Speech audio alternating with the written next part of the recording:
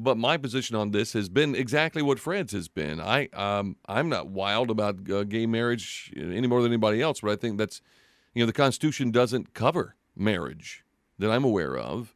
And as we know from our studies here on the show, that anything that is not included in the Constitution is known to be excluded. And when it means it's excluded, it means it's under the purview of the states. What I've said is that I think that if a state wants to have gay marriage, if everybody wants to go to Vermont or Massachusetts, get married and be gay and then be happy the rest of their life, fine. As a matter of fact, that would be preferable to me. Just don't make me and my state recognize it. So, since his name was used in vain, Dr. Richard Land, our friend from the Southern Baptist Convention, we asked him to come on and talk with us a moment about this. And Dr. Land, how are you? I'm doing great, Phil. Let me first of all correct the right wing. Was it the right wing watch or the religious right watch? Yeah, it's a right wing watch. Yeah, I'm not supporting Thompson. I don't endorse candidates. I defended Thompson against what I felt were unwarranted mischaracterizations of his position. But as a matter of policy, I don't endorse candidates. So I'm not supporting Fred. I was just defending him. Right, but where do you, as far as James Dobson is concerned, I mean, he wants a protection of marriage amendment to the Constitution, which would say that gay marriage is outlawed in all states. Which that sounds nice and rosy, but that really is growing the size of the federal government in my eyes, which conservatives usually are against. Well, first of all, I support a marriage protection amendment. You're right. Marriage isn't mentioned in the Constitution, but we added an amendment to outlaw slavery. We decided at some point in our history not to have half the states be slave and half the states be free. That we were going to have one standard for the country, and we amended the Constitution in the 13th Amendment to do so. So I personally support a marriage protection amendment that would define marriage as only being between a man and a woman at the federal level. For instance, the federal government refused to allow Utah to become a state until it passed a law banning polygamy. It wouldn't let them in the state. And I understand, and that's where I say we can agree to disagree. But Fred's, it was a gross mischaracterization to say that Fred is for 50 different, what Dobson's email said. I was sent a copy of it by Jim, and let me say here that I have tremendous admiration and respect for Dr. Dobson, but I just felt like he crossed the line here. He made some personal attacks against Fred, said that, Fred, because Fred didn't go to church, he seemed to imply that he wasn't a person of faith. Well, Ronald Reagan didn't go to church.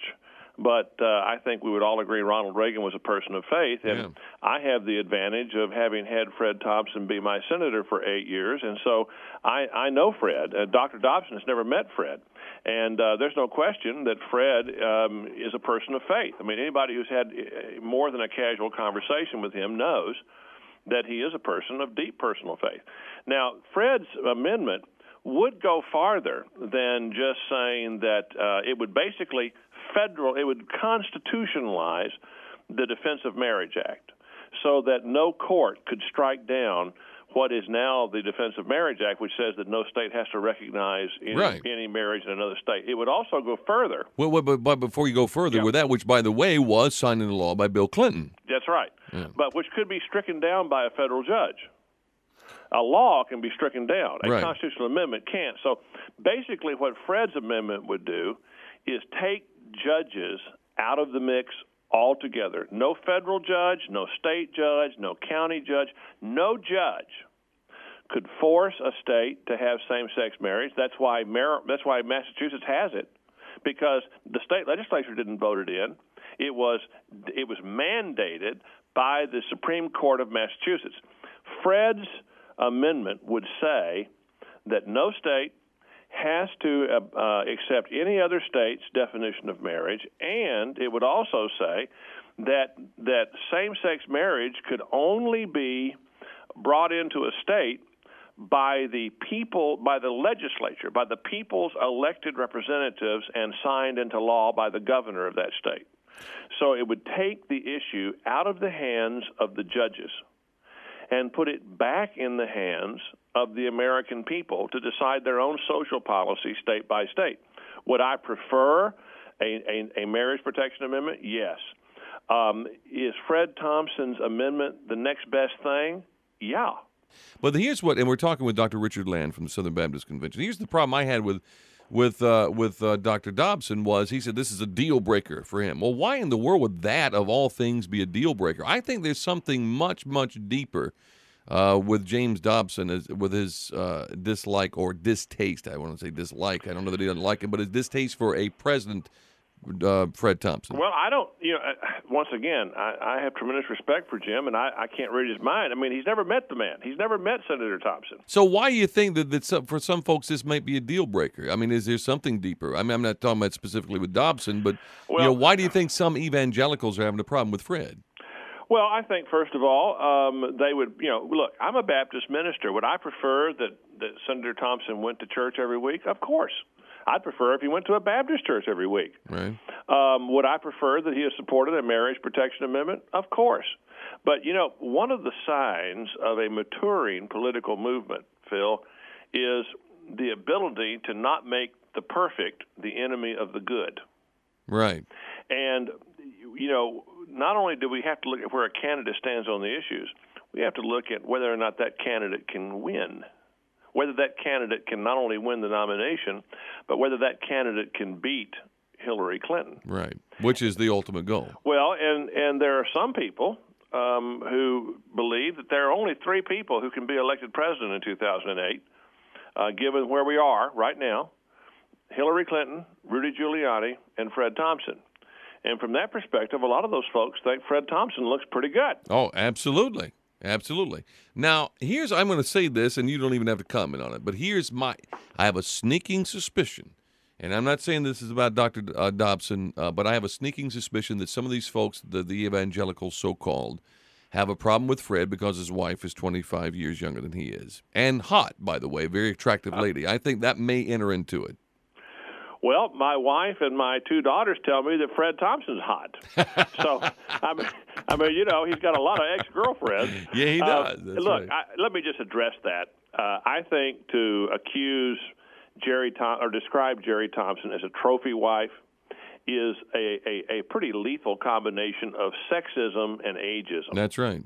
She's a woman of substance in her own right. She's headstrong. I mean, and there's nothing wrong with that. And trophy wives are not headstrong. She was working for the Republican National Committee and the Republican Study Committee. I mean, she's a person was a person of considerable acumen and weight before she married Fred. And I would just say, to think that people that have that much difference in age could not find a mutually fulfilling and meaningful and purposeful relationship is, in my opinion, just a combination of sexism and ageism. Well, look, they got a lot in common. They're political people, and they're attracted to one another. Nothing wrong with that at all. I mean, Well, and look, they got two beautiful kids, and I'm going to tell you, I've been in a couple of meetings with Senator Thompson since he has announced for president with his wife. And it's clear that it's a partnership. I mean, she's not, standing there looking at Fred with this glance that Nancy used to give Ronnie. The give and take between them and the relationship that they seem to have when they're together, it strikes me more than anything else. It strikes me of the relationship between Jimmy and Rosalind. Right, and that's not to say that we're going to have a co-president if he gets in. No. It's just to say that she's supportive of him, he's supportive of her, and they're pulling in the same direction. And he values her opinion. Yeah. I mean, on several occasions he was asked a question, he would answer it, and then he would turn to Jerry and say, "Jerry, what do you think?" Right. Yeah. Which impresses me. I mean, to me, if she were a trophy wife, he wouldn't be asking. No. That's and by the way, her answers were substantive. Yeah. Yeah, well, she's a smart lady, no doubt about that, and attractive at the same time, and there's no crime against that. And once again, I mean, my wife, both my daughters, and most of the women I know, they think Fred Thompson's hot. There you go. Well, it's a match made in heaven then. All right, Dr. Richard Land, appreciate it very much, my friend. It's always good to talk to you. Good talking with you, Phil. Thank you.